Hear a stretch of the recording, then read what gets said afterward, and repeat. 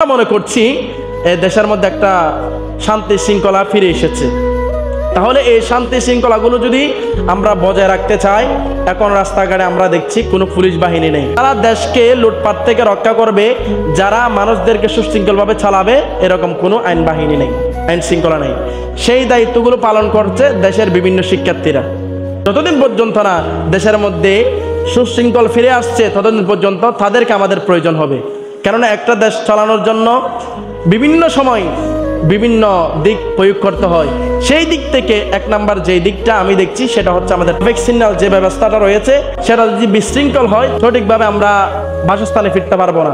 সেজন্য যারা এই কাজটা করছে, যেই ছাত্র ভাইয়ারা এই মহৎ কাজটা করছে, তারা বিভিন্ন জায়গায় পরিষ্কার করছে, আমরা তাদেরকে সহযোগিতা করব। সেটা কাজের মাধ্যমে হোক, কথার মাধ্যমে হোক, আমরা তাদের পাশে থাকবো, আমরা তাদের সাথে সুন্দর ব্যবহার করব। এটা আমাদের জন্য উচিত হবে, এটা আমাদের জন্য সভ্য হবে।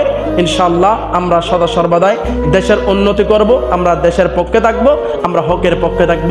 আল্লাহ পাক আমাদের সকলকে হকের পক্ষে কথা বলার সেই তৌফিক নসিব করুক। সকল বলুন আমিন।